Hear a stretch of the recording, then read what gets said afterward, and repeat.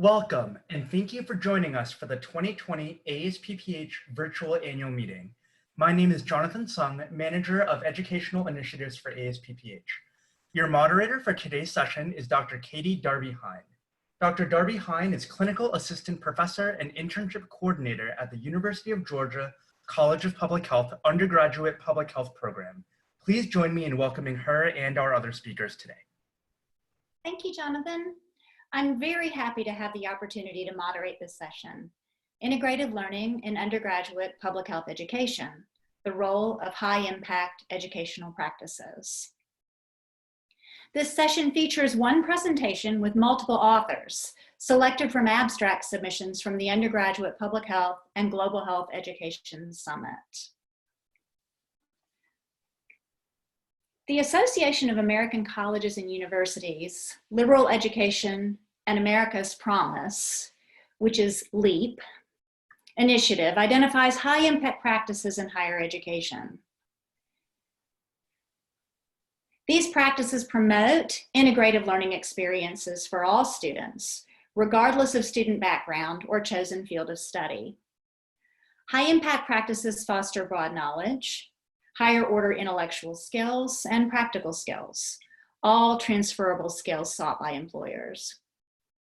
High-impact practices include a variety of strategies to engage students, and also to deepen connection to others and to the curriculum.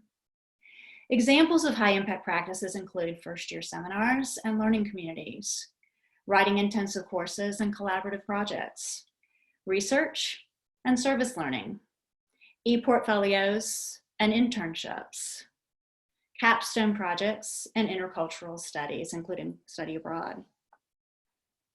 High-impact criteria include time and effort dedicated to purposeful tasks that deepen learning, interaction with a variety of others over a period of time, an opportunity to experience diversity, frequent feedback on student performance, translation of learning to other settings, and importantly, an opportunity for students to evaluate and put into perspective their own beliefs, as well as to evaluate events and actions. Such deeper thinking facilitates deeper learning.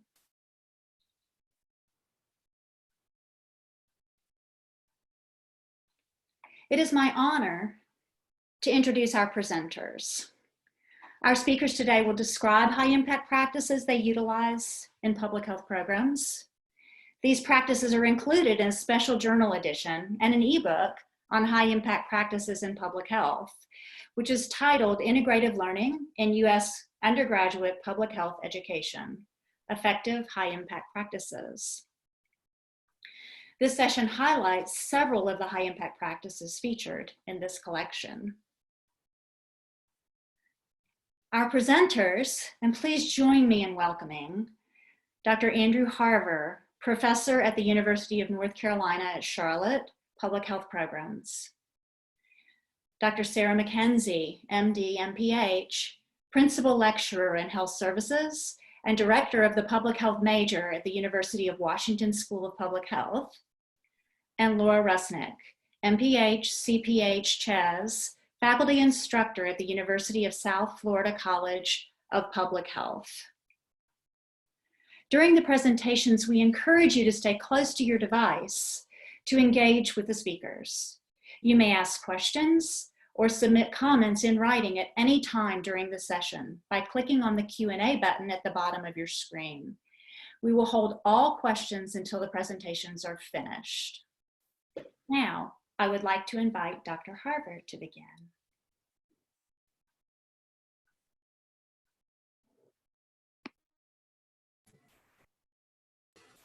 Thanks, Katie, and welcome everybody who are joining us either live or through Memorex. And a shout out to the ASPPH group for selecting our portfolio of contributions to what was supposed to have been, of course, a live presentation. So we're all pleased to be here. Thank you very much. So as Katie shared, my name is Andrew Harver from UNC Charlotte, And our public health programs include a short list of accredited programs. So we offer degree programs at both bachelor's, master's, and doctoral levels. And I think I'm one of the few faculty in the department who actually contribute to our degree programs at all three levels. Shout out to our C by C, our Communication Across the Curriculum program, which includes Dr. Heather Bastian, who has been instrumental in the development of our ePortfolio initiative. And increasingly, we're collaborating with our Office of Assessment and Accreditation, and I hope to share why that is a valuable partnership.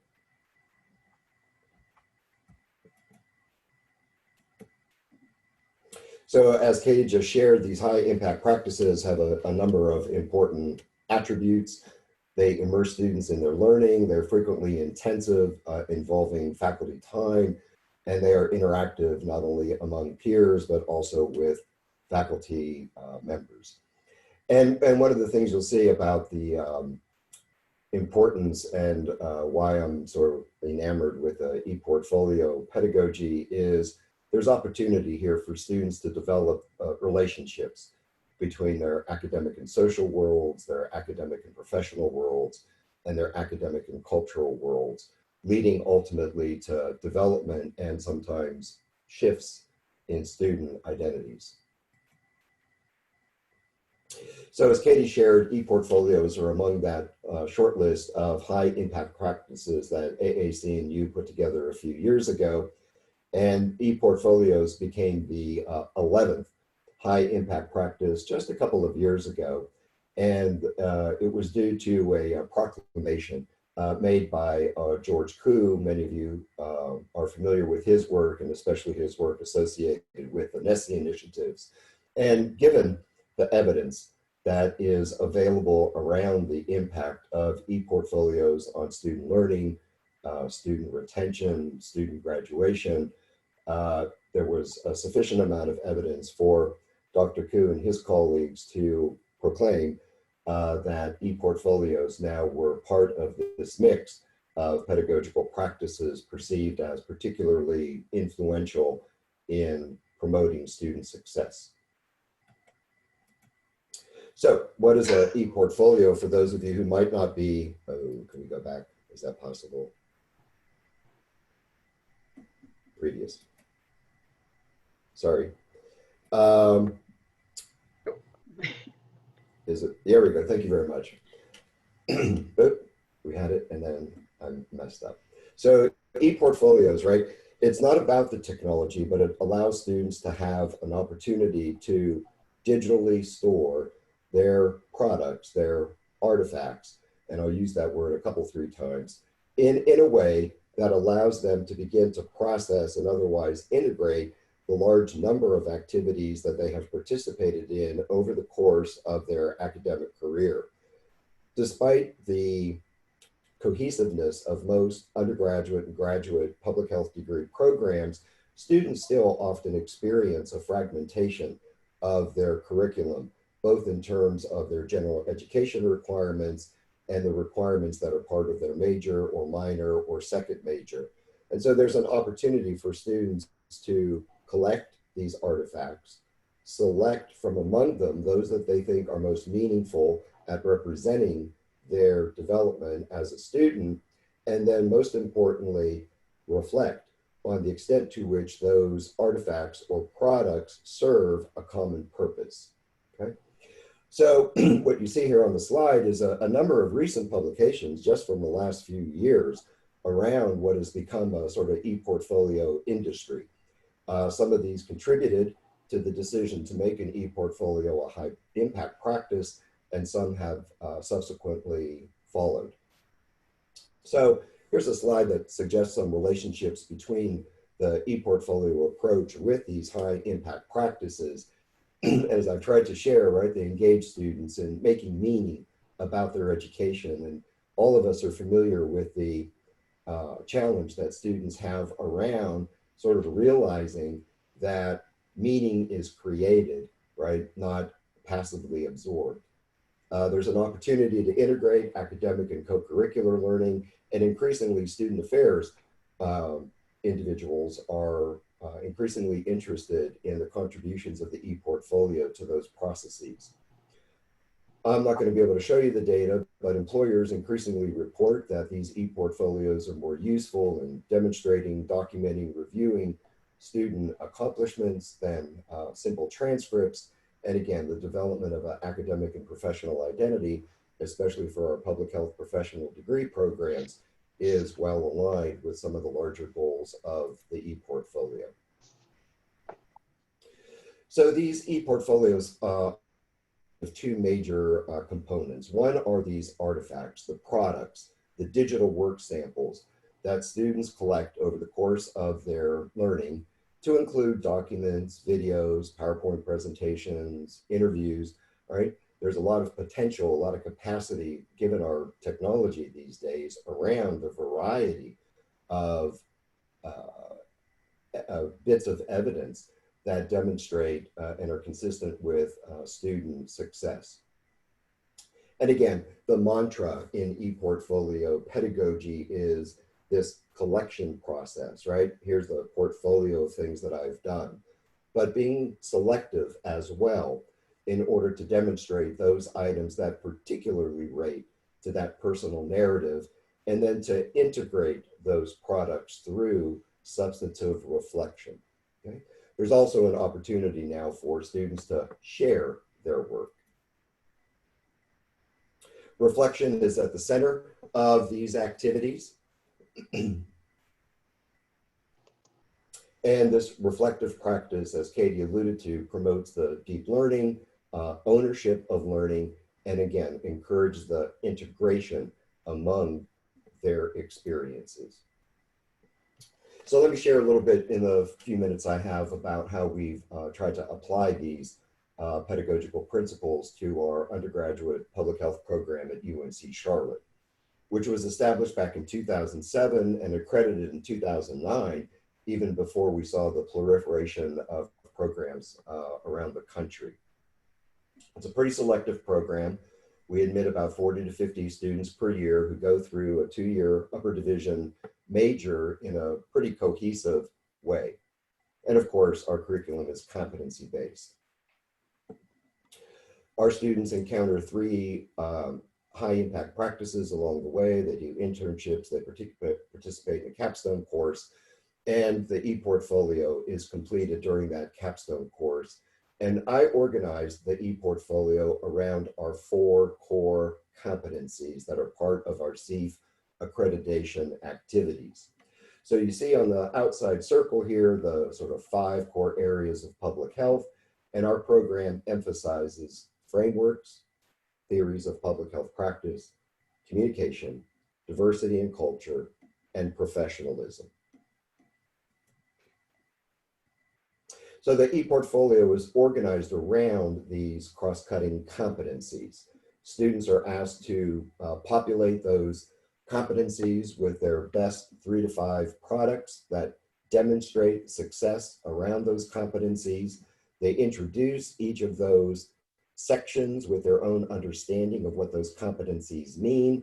And my own mantra is that the e-portfolio is designed to document from these multiple perspectives evidence that they are prepared for the workforce.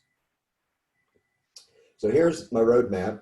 I won't expect you to have memorized this, but what you see in the middle here are our competencies, and these are informed in part by courses that students engage in across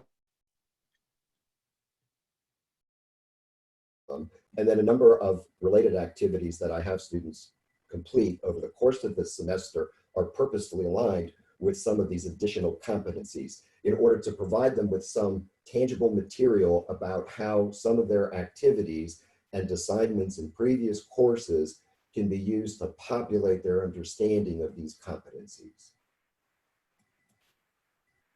So here's a screenshot of a e-portfolio from Allison. You'll notice that she has organized her e-portfolio along these competencies: frameworks, communication, diversity and culture, professionalism. Students are required then to also create their own sort of choice page based on their own interests and aspirations. For Allison, She has particular interest in child welfare and health policy, and so she populated an additional page with artifacts related to that arena of her interest. And then there's a final page where students try to put this together in their reflective essay. There's another example from Vidya, and you'll notice that they are all purposefully aligned with a template, which makes it easier for these students to operate with. Again, frameworks, communication, diversity and culture, professionalism, and her particular interests were around her undergraduate research experiences, of which she had a number of. And then again, students populate a final page with their reflection. So here's some data for you.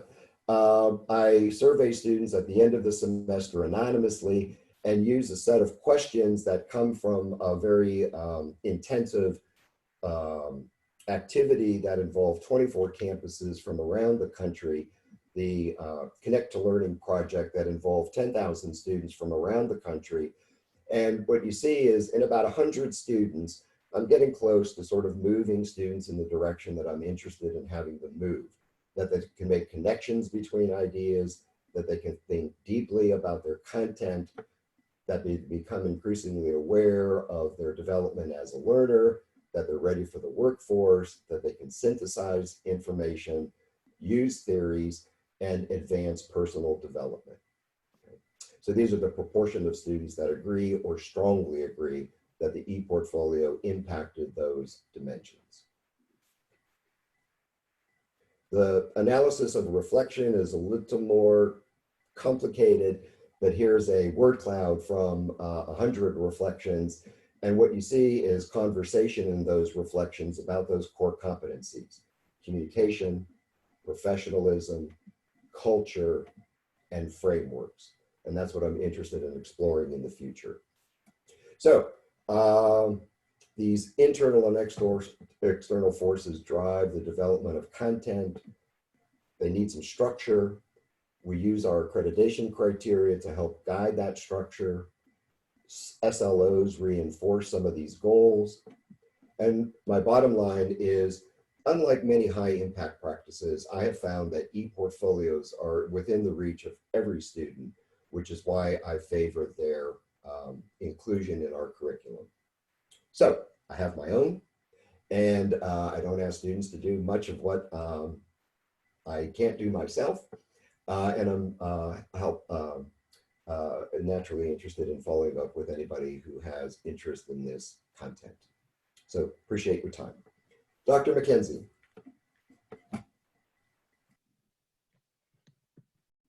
Excellent. Thank you, Andrew. All right. Welcome. And I actually just want to continue Andrew's start of giving shout outs, but my shout out is actually to Andrew for being the editor for this collection of wonderful articles, and also being the driving force behind bringing us together for what would have been an oral presentation and which is now turned into this session. So I'm thrilled to be here and excited to talk a little bit about service learning capstones. And that's going to be the focus of my talk and of the article that's part of the collection.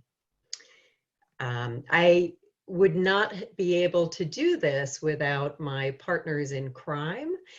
So a huge acknowledgement, first of all, to Deborah Hinchy and Catherine Cornforth, who are my co-authors on the article.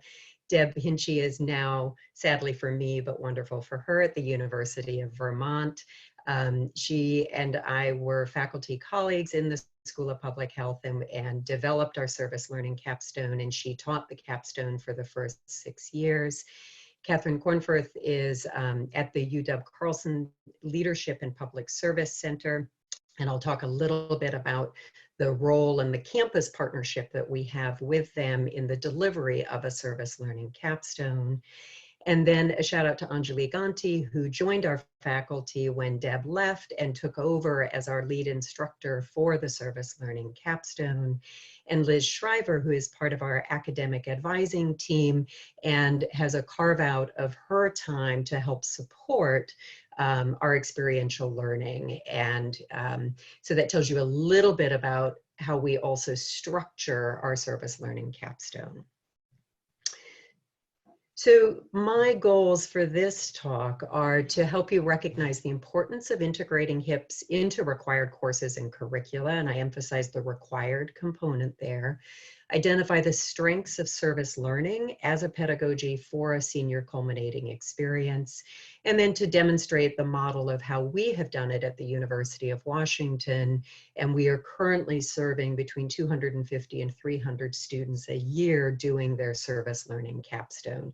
So we've faced challenges with finding sites for service, and happy to talk more in depth about that. So let's think a little bit. You've heard about the identified 11 high impact practices, and I just want to call out and think about intentional structure. I think a huge part of public health work is thinking about the systems and the systems we develop, and that should, I believe strongly, also be our approach when we're thinking about our curricula. So how do we build, if we know something is a high impact practice, how do we actually intentionally build it into the curriculum so that all students in our programs have access to high income or high impact practices? There is an income relationship there, thus maybe my slip.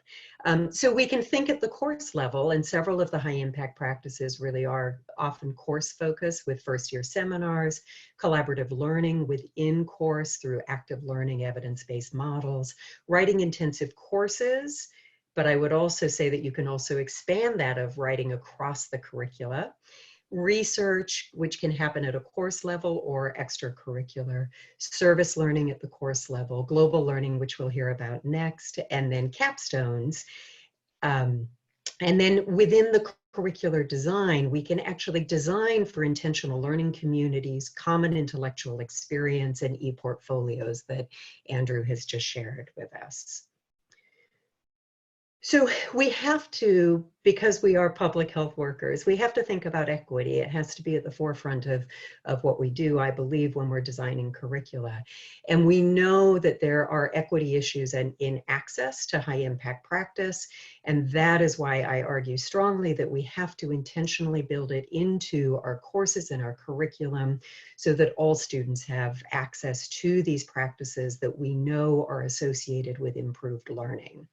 And I won't go into that. Andrew's touched on some points, and we could spend hours looking at the outcomes data. So when we designed our curriculum, and because I'm going to focus on the capstone, which is the culminating experience, we have to think about what precedes that. And you see in the center, this is the core courses in our curriculum. The capstone is the culmination of this sequence of courses. And students are required when they enter to take this series in sequence. We have 3 cohorts of students. So we have 100 students in each cohort. We're on a quarter system. So each of our core courses are offered 3 times a year. And the students will come in as a cohort and they will move through the core as a cohort. So that in and of itself is a high impact practice, creating a collaborative learning environment and creating a community within that moves through the curriculum. In addition, we can do several other high impact practices. All of our core courses have strong focus on writing, and we follow a writing across the curriculum model where they are building on that competency as they go through the core. They're exposed to different genres of writing and different skills around writing as they progress along.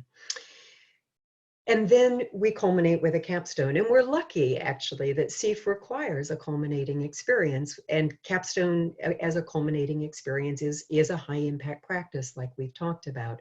So all of us are doing capstones. And then we just have to think about how we're delivering our capstones.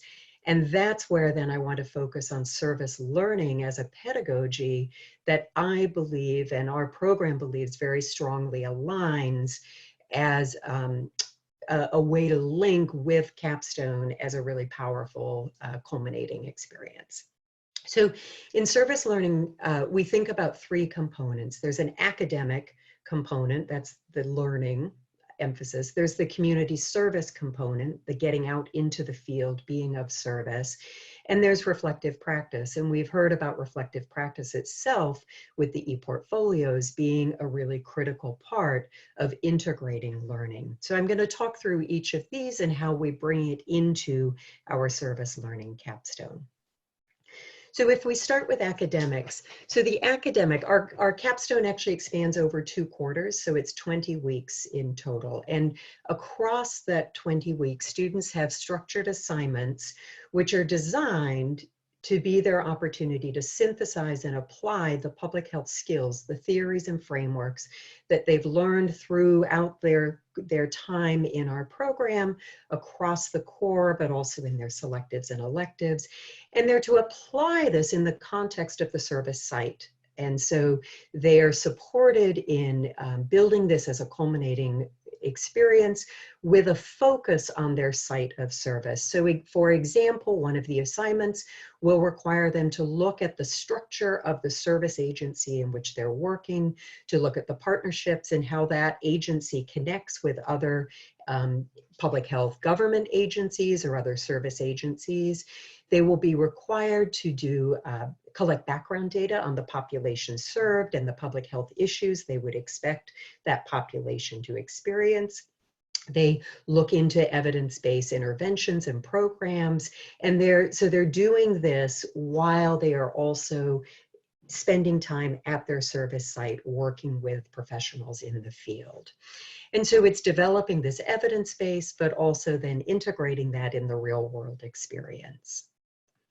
So then there's the reflective practice that is built across the entire capstone. And it's based on this model of what, so what, now what. So we see something, we think about it, and what comes next. And through the reflective practice, they're really guided in thinking about power and privilege dynamics, what they bring to a service site or to a community or to partners that they're working with, and how that power privilege dynamic plays out in their service site. So early on in the 20 weeks, the reflective practice is really focused on preparing them for their going into the field.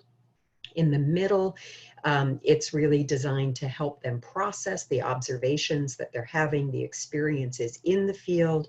And later, it's really reflecting on the impact on themselves and impact on community. So then we come to our critical component, which is our community service partners. So we are very fortunate at the University of Washington, and I know not all institutions have this, but we actually have a group within our university, the Carlson Leadership and Public Service Center, that is available as a resource to programs to help work and build experiential learning opportunities. And so we have worked very closely with the Carlson Leadership and Public Service Center since our program began in 2012, in both the development and the logistical running of having 250 to 300 students in the field for their capstone. So that in and of itself is a partnership that we nurture, that is critical to sustaining our service learning capstone. Then we have campus community partnerships, and we have over 70 service sites within our community where our students are doing their service learning. And many of our service sites have actually, we partnered with them in 2012, and they've continued to be longstanding partners where we've really developed ongoing relationships. And this is where I truly give a shout out to my faculty, Deb, but then pass the baton to Anjali, because part of major part of their role is nurturing these relationships with the community. Because service learning as a model is really built on the principle of reciprocal needs. We have needs as an academic program for our student learners.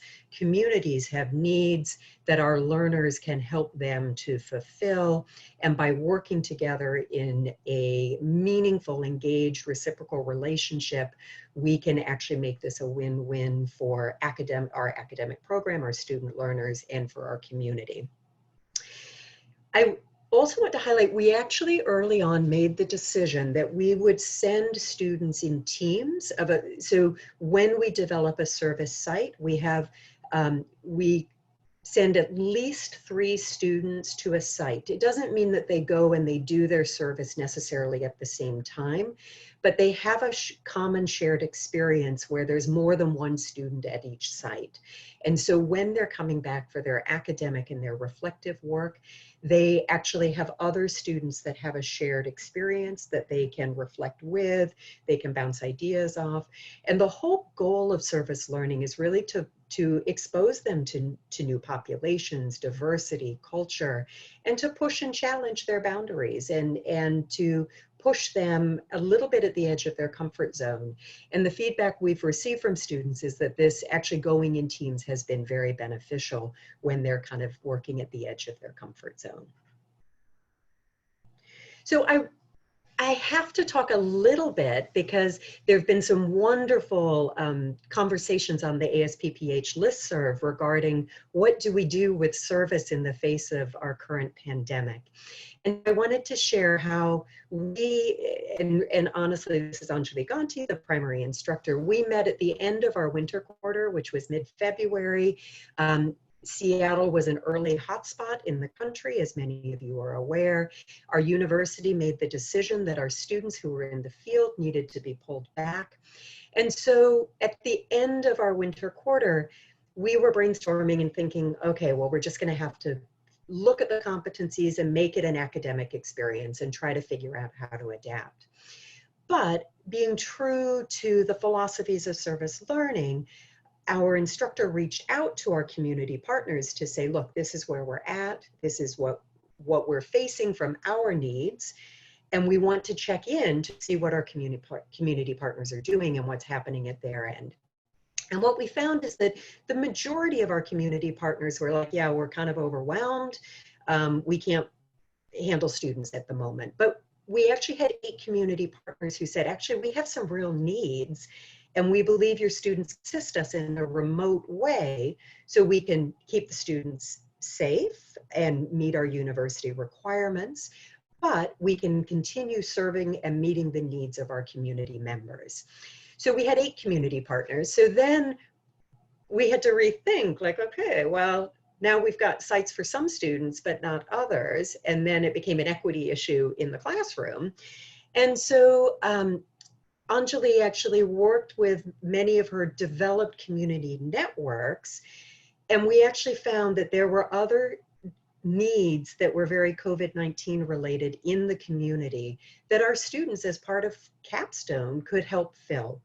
And so she developed 4 really cool, amazing new projects that met the needs that we had for our other students.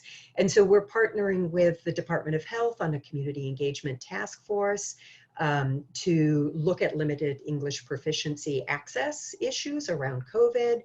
The Wing Luke Museum, which is our Asian American museum locally, is going to do a COVID-19 exhibit. So a group of students are actually doing oral histories of how COVID-19 is impacting Asians in our community. Several of our agencies serving populations who are housing insecure were interested in a podcast series that could be developed to help understand the needs and priorities with COVID-19. So our students are building that. And then we have a student-led COVID-19 response helping to establish sustainable action plans. So again, the whole point of service learning, and I think the beauty of this is it just highlights that it's this reciprocal relationship. And that is a core principle of public health, that we need to engage, have longstanding committed relationships with our partners, be flexible, and adapt to the needs. And so with that, I am going to end and pass the baton to Laura Resnick. Thank you. Hello, thank you. I'm so excited to speak with you about study abroad right now. It might seem like a difficult time to be thinking about traveling and study abroad, but it is an intensive process, so maybe this can plant the seed for anybody who might be interested in this high impact practice. And there you can see a picture of Dr. Makut and I in Tokyo at the Tsujiki Fish Market, and with my co-authors. Faculty mentorship is a huge part of making sure that programs happen and maybe they get passed on to other faculty members and continuing within the program. So I want to show you, have an overview of what we did within our program. And what we did, we increased study abroad quite a bit between the years of 2013 and 2018. We went to 3 different continents with our programs. We're going to talk about the short and long-term benefits. And it was undergraduate students, mostly public health, but we did make it available to other majors as well. And that was really important, especially in the beginning with recruitment. And we took 3 different strategies, which I'm going to tell you about. So we did increase 275% undergraduate students that participate in public health focused study abroad courses. We had none, and we found that they were very popular with the students, so we were able to rapidly increase. As well as that, we increased by 160% public health majors participating in any study abroad. We found that our majors were studying abroad, but not in our department. Because we didn't offer it, they would go to different departments and they would take the coursework. So once we started integrating it into our program, it was very popular with students. And this is how we did it. With London and with Panama, we started with using established public health programs. And then with Cuba and with Japan, we utilized an academic travel company. And with Japan, it then transitioned into an existing international partnership, which I'm going to talk more about. So my colleagues have talked about study abroad and high impact practices, and study abroad does deepen learning, increase awareness, and increases perspective for students. And you can see why. It does facilitate deeper learning. Being in the country teaches you so much more than what you can learn from a classroom. And students are forced to explore cultures, worldviews, grapple with those difficult differences, result in good outcomes that I'm going to show you in just a minute. Now more than ever, we need our future public health providers to know what different countries are doing, experience public health in different diverse global settings to learn what we can bring back here as best practices. And so AAC&U initiative, global learning and social responsibility across all majors, they want to increase global learning. Study abroad is just one example of global learning. All right, so the benefits. So we do see improved graduation rates, time to graduation, GPA, and those are withholding other factors constant as well. And these are true for all students, but there are especially large gains in these areas for underrepresented students and academically at-risk students. So students that are historically underrepresented in study abroad are more likely to benefit from this. And that includes racial ethnic minorities, students with disabilities, first-gen college students, students with low socioeconomic households, and LGBTQ students. And the diversity outcomes, it makes sense that it would improve cross-cultural sensitivity, and especially for our public health providers, increased confidence serving the health needs of diverse populations.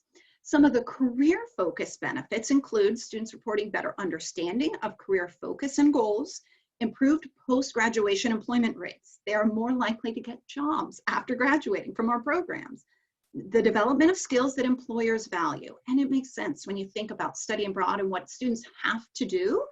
When they are in a different, unfamiliar location, they have to communicate. They have to work as a team. Adaptability, flexibility, problem solving. These things do pay off in the long term, and we do see a reduced risk of lifetime unemployment as well.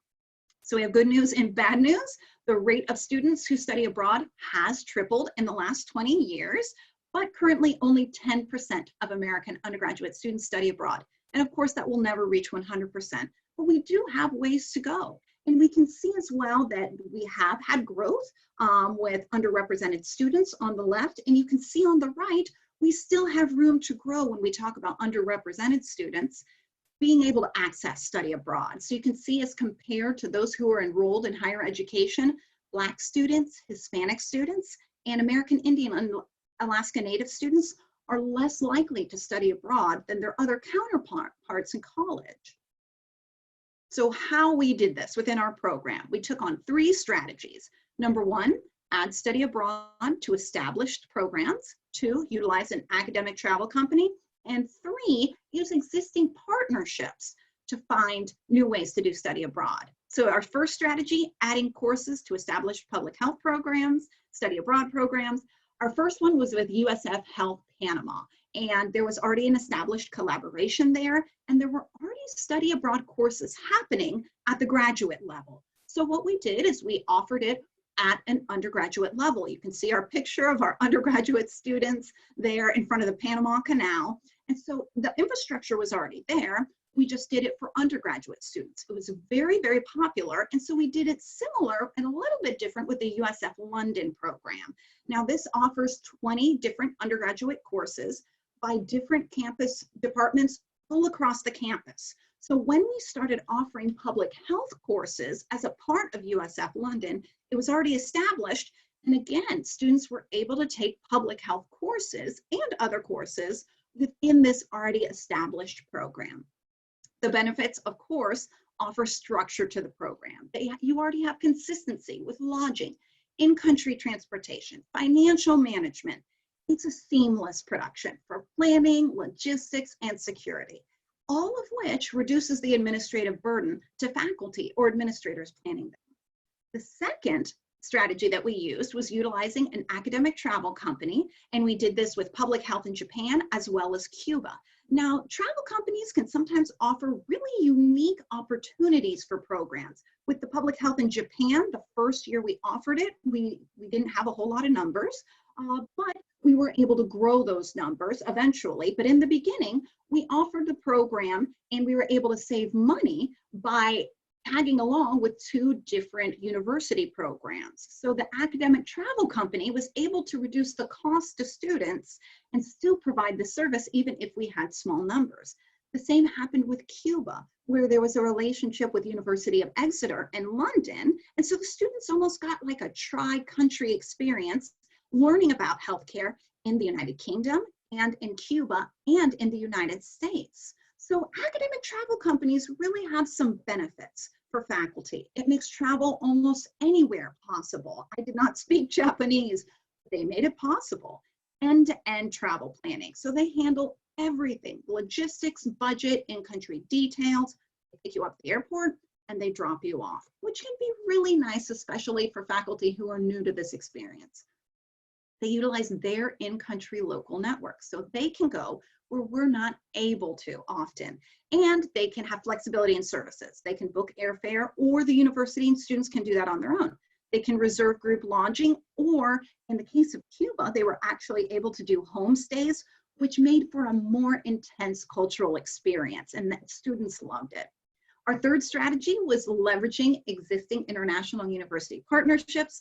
This could be collegial relationships, formal, informal agreements, any level of connection could serve as catalyst. And you see this picture of our University of Gifu partners, in which we did this for Japan. So the benefits include lending itself to deeper connections. When students are able to be connected with students at other universities, studying health just like them, those deep connections are really, really valued by students. They can learn from in-country experts, and they may be able to provide some logistical support as well, translation services, in-country site visits. So when you're talking about study abroad, you have to discuss the barriers, which are sometimes structured as the 3 C's: cost, curriculum, and academic culture. Cost being the largest barrier by far, we address this by having short-term programs. All of our programs between 1 and 4 weeks, but that was only travel time. Learning time was extended before we left to go wherever the program was, and of course afterward with the reflection like my colleagues were talking about. So even if you keep travel short, the learning can be much more broad than just that, and it reduces opportunity costs for students and for faculty members. We also wanted to offer variety in location. You can see out of all the places Americans study abroad, 55% are in Europe. By offering variety, there was more diversity to the students, but it was also able to reduce cost as well. Other areas to reduce costs include time frames. Maybe you travel during the summer, but maybe you do spring break, winter break, and with the learning during the course before and afterward, reframing that is more possible. Off-peak travel times, wherever you're traveling to, is essential. and in-country activities like local public transportation. You're going to know the culture more when you travel around with them, but it's also less expensive. Travel companies and international callings often are able to help with this as well. And like my colleagues have talked about, curriculum is important. To not have study abroad just count as an elective. It's reduced when study abroad is part of a requirement for either the major and for graduation. And fortunately for USF, it is for both. At University of South Florida, you can see the picture there, that pyramid of all the courses students have to take. At the very top is high impact practices. They can do other things to meet that requirement, but it is a graduation requirement for them. So when they study abroad with you, they're checking that off. And like my colleague said, the public health major requires a cumulative learning experience, and that was just one option that students could do. Academic culture is important as well. Faculty time and support. So leadership needs to make sure to value this. And part of my promotion packet was developing this study abroad program, and it was valued by the leadership of the College of Public Health at USF. And for faculty that are short on time, an academic travel company can help, and maybe in the first few years at least. And diversity of students who study abroad. We want students to see study abroad as a culture where anybody can study abroad. And you can see at the Tampa campus versus our programs, we were able to recruit slightly higher numbers. So Black and African American students, we have slightly overrepresentation in our programs. The same with Hispanic students, slight overrepresentation within our students. And we want students to see study abroad as something that anybody can access. So lessons learned, sometimes it's better to be the tortoise than the hare. They were very popular. There was exponential growth, but we weren't able to sustain that. A slow, gradual growth pattern probably would have been able to be sustained a little bit better. So administrative capacity can build a little bit more slowly over time. So slow and steady growth is absolutely fine, and you can reach your goals. So we did see a decrease, but our study abroad programs are still growing. We're doing different programs. We just needed to adjust a little bit. Acknowledgements to our international partners at GIFU University, allowing us to go from an academic travel to a university-based program. USF Panama, who hosted our first study abroad. Dr. Kay Perrin was the head of our department when this was happening. She supported us and said yes to all our initiatives and all the different ideas. Meiko Nozu, and part of faculty mentorship that we've talked about is important. It doesn't have to be in your department. It can be at other universities where faculty can mentor each other to let them know that study abroad is possible. And to my husband, who always watched the children where I was doing these undergrad study abroad programs for learning outcomes, and my parents have to get a shout out for the love of learning, teaching, and for travel. And my references, I'm always happy to connect with faculty about this. Here's my email if you have any questions about study abroad at all. Thank you.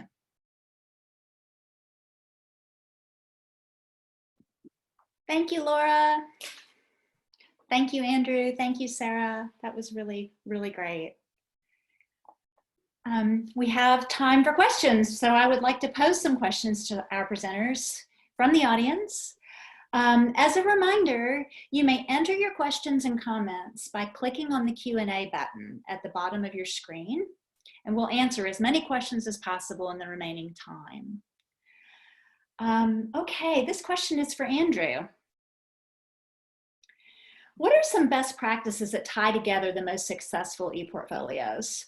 And how does technical proficiency, how technically proficient do you have to be able to do those best practices and do a good e-portfolio? Excellent questions. So let me go to the second part first, which is the technology. You know, most of us will argue that e-portfolio is a concept, not a technology. And so there is often a learning curve, though, associated with any platform that you begin to use to consider ways in which students can integrate their artifacts digitally. Students, I'm not sure about you or the audience, but you know, students are not as digitally literate as I have come to appreciate. And even students sometimes struggle with adopting almost any platform. So there's a little bit learning curve, and my bias has always been to use platforms that are supported by the institution. So although there are platforms in the public domain, my bias has always been to use those platforms that are supported by the institution, especially our Center for Teaching and Learning, in order to support both student needs and faculty development. Our ePortfolio program is far from institutional wide, and as those interests expand, then those needs rise in tandem. The best practices, well, I try to give a couple takeaways that I've learned. One of the things that works for me, and you know, there's no right or wrong way, right, to compile these e-portfolios. One is providing the structure to the students. You know, I'm also always surprised how challenged even our most talented undergraduates are for curating artifacts, for realizing that they can make a story around all that they have done across the years that they have been in school. So providing some structure, and in my case, I use our CEEF-related competencies. And so I think reaching for the proverbial low-hanging fruit, whether it's program competencies, institutional student learning outcomes, provides that implicit structure. So I think that's important. And then I think, as I've tried to do, I think modeling what the expectations are is important. The other thing I've learned is, and I always do these sessions, especially in real time, as students begin to develop their e-portfolios, we spend a class or two getting students to volunteer to show and tell where they are with the process. And students begin to learn a lot about what they can look like, what they could include, what works for them. And I think that peer review is also an important part of the development of a polished product. Thank you. Dr. McKenzie, how many hours do students spend at their community organizations? Oh, wonderful. That's an easy question. And I meant to cover that. So they spend 50 hours of service. And, you know, we struggled with what to put that number at. You know, often internships will be 300, 400 hours. We felt like we knew that our program was going to expand, or we suspected that we would have a pretty rapid growth. And we were trying to be very respectful for our community agencies. We have MPH students who do practica in the community. And so we're really trying to balance how many students we have out in the community, not to overwhelm community agencies, but doing enough time to make it meaningful service. And so we kind of settled on 50 hours. Fantastic, thank you. Professor Rusnak, the high impact practices that are mandatory for your students, study abroad is one of those high impact practices, correct? Laura? I know, I'm sorry, I didn't catch that. So the high impact practices that are mandatory for your students, that's for all public health students, correct? They have to all do a high impact practice. Do very many of those choose study abroad? It sort of sounds like study abroad is mandatory. And so the question is, how receptive are students when this requirement is required? Okay, so let me explain. So study abroad is not required at the university level at University of South Florida. It's just all students at USF before graduation need to complete one high impact practice. And like everybody has talked about, that could be internships, it could be community service, it could be lots of different things. And study abroad is just one of those options to meet that requirement. And the same is true for undergraduate majors in public health. They do not have to choose study abroad as one of their options, but to graduate from our major with a BSPH, they need to do some cumulative learning experience, and study abroad is one of those options. Again, other options are different coursework, seminars, internships, research, those different options. Okay, thank you. May I follow up with one more? Yes. So your second strategy for studying abroad was to have a travel company have you work with other programs. So you would join and more than one program would be in the same place at the same time. And so the question is, are these other programs from your university? Are they all, if they're not from your university, are they all public health programs? And how do you work with a curriculum that might have a variety of students? Right, yes, that's a great question. So that is completely optional. So you do not have to do that where you can travel with different programs. Just because the first time we did it in Japan, we had low numbers, and I was very cognizant of keeping the cost low. It was an option that was presented to me by the company, and I took it. So it is optional, and we did not know them. They were not public health, they were not even health related, but we were together for common experiences, like, you know, the beginning dinner and the farewell dinner, some of the cultural excursions we did together, whereas our site visits and our curriculum basis were separate, and the travel company arranged all of that. So they had separate people that went with the separate programs, and they went their business site visits and all those other things. Okay, thank you so much. Yeah. Dr. McKenzie, Yeah. how do you differentiate between service learning versus internship in this capstone? Yep. Yeah.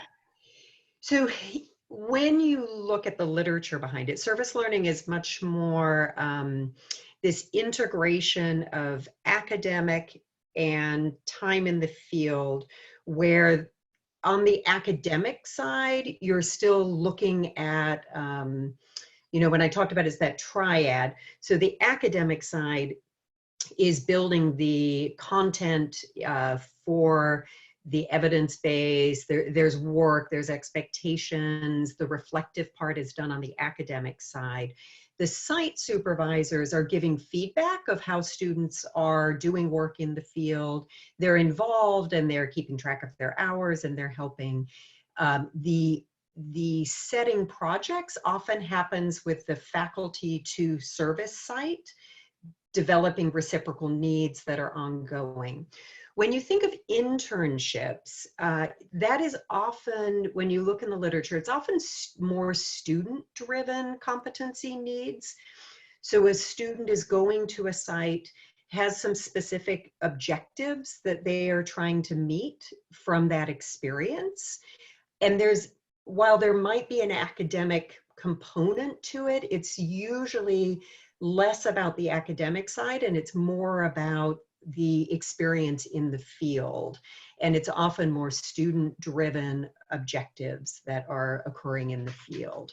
So that's how I would differentiate. There's a much tighter, in-service learning, it's much tighter reciprocal relationship. Thank you, that was very helpful. We only have a couple more minutes, but Dr. Harver, may I ask you one more question?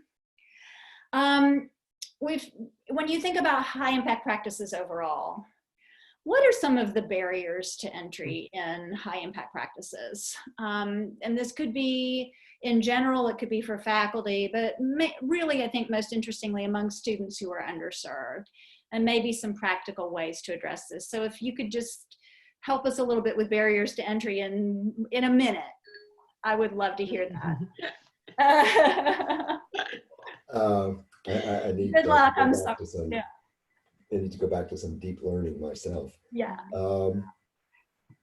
Well, I'll just mention two things, and all of you can weigh in on this, and I know we're running out of time, but I think everyone can bring something to the table around these conversations. One is, I think there needs to be a little bit of repurposing of what we're trying to accomplish in our undergraduate-based programs, right?